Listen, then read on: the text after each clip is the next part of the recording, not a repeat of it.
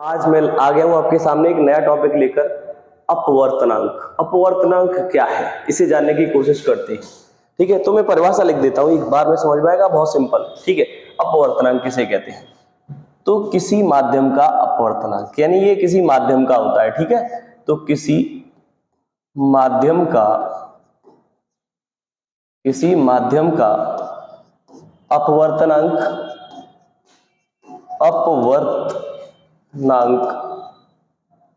यह निर्धारित करता है, कि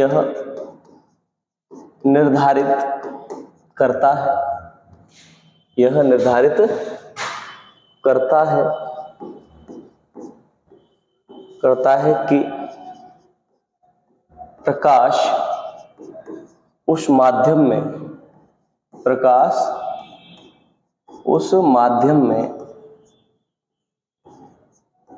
माध्यम में किस वेग से गति करेगा, किस वेग से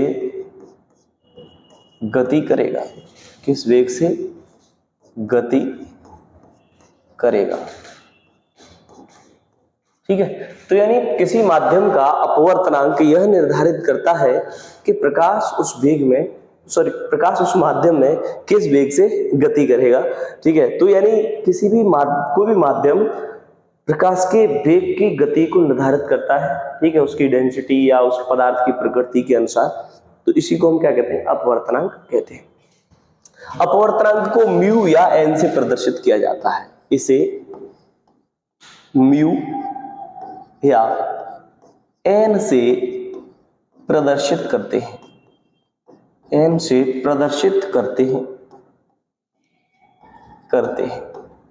ठीक है भाई।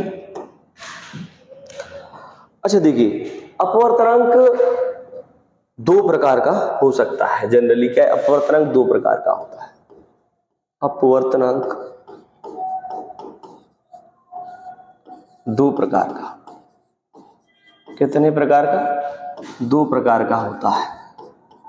कैसे कैसे भाई, कैसे कैसे होता है? नंबर एक होता है निरपेक्ष अपवर्तनांक। नंबर एक निरपेक्ष अपवर्तनांक।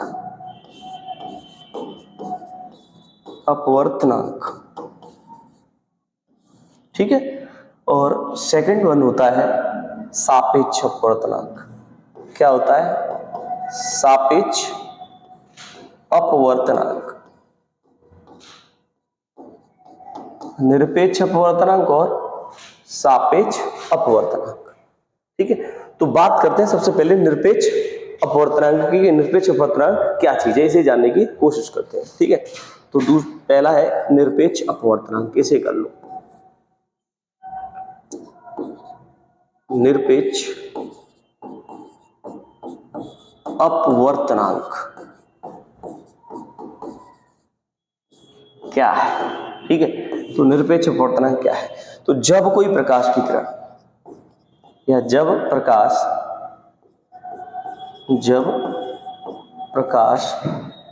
वायु से, कहां से? वायु से किसी अन्य पारदर्शी माध्यम में जाता है, अन्य पारदर्शी माध्यम में जाता है, पारदर्शी माध्यम में जाता है, तो उसे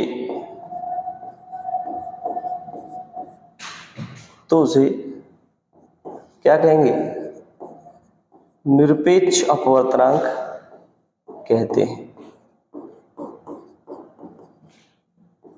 निरपेक्ष अपवर्तनांक कहते हैं।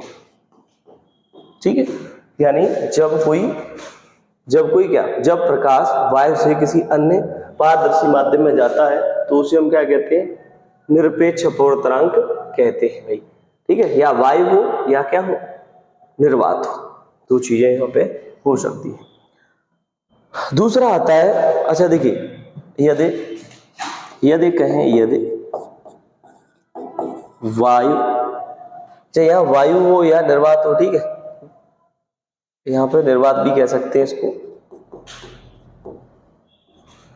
तो जब वायु या निर्वात, यदि वायु और निर्वात में प्रकाश का वेग c, ठीक है, वायु और निर्वात में प्रकाश का वेग क्या लिया जाता है c, तथा माध्यम में, जिस माध्यम में जा रही है प्रकाश की किरण, माध्यम में प्रकाश का वेग, माध्यम में प्रकाश का वेग v हो, क्या हो, v हो, तब निरपेक्ष अपवर्तनांक, तब निरपेक्ष अपवर्तनांक, तब निरपेक्ष अपवर्तनांक, निरपेक्ष अपवर्तनांक, ठीक है, n बराबर क्या होगा, जैसे ये एयर है, एयर से किसी भी मीडियम में जा रहा है तो यहां लिख देते हैं, यानी 1n2, ठीक है, या n2 1 ऐसे करके लिख देते हैं। तो n बराबर c अपॉन v, ये।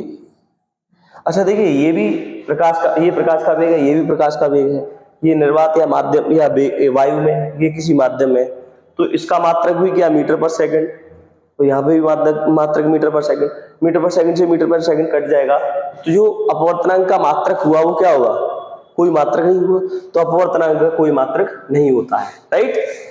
अब बात करते हैं सापेक्ष अपवर्तनांक की, किसकी बात करें, सापेक्ष अपवर्तनांक, सापेक्ष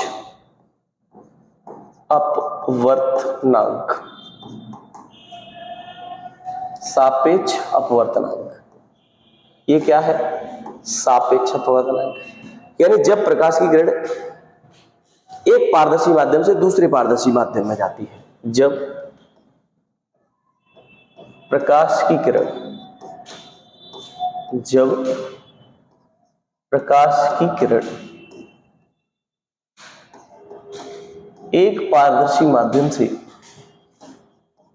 एक पारदर्शी माध्यम से, एक पारदर्शी माध्यम से दूसरे पारदर्शी माध्यम में जाती है,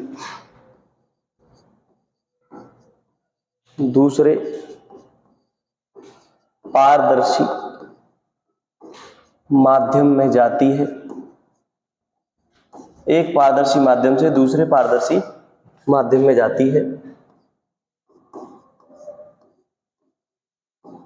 तो या कहें जब प्रकाश की किरण या जब प्रकाश एक पारदर्शी माध्यम से दूसरे पारदर्शी माध्यम में जाता है तो उसे सापेक्ष अपवर्तनांक कहते हैं, तो उसे क्या कहते हैं, सापेक्ष अपवर्तनांक कहते हैं, ठीक है। आप कह सकते हैं जब प्रकाश की किरण एक पारदर्शी माध्यम से दूसरे पारदर्शी माध्यम में जाती है तो उसे क्या कहेंगे, सापेक्ष अपवर्तनांक, एक माध्यम के सापेक्ष दूसरे माध्यम का अपवर्तनांक, या कहें जब प्रकाश एक पारदर्शी माध्यम से, इसे न लेकर के आप कहते हैं जब प्रकाश एक पारदर्शी माध्यम से दूसरे पारदर्शी माध्यम में जाता है तो उसे सापेक्ष अपवर्तनांक कहते हैं, ठीक है। यदि पहले माध्यम में, यदि पहले माध्यम में प्रकाश का वेग v1 और दूसरे माध्यम में, और दूसरे माध्यम में प्रकाश का वेग v2 हो, तब सापेक्ष अपवर्तनांक, तब एक माध्यम के सापेक्ष दूसरे माध्यम का अपवर्तनांक, तब एक माध्यम के सापेक्ष दूसरे माध्यम का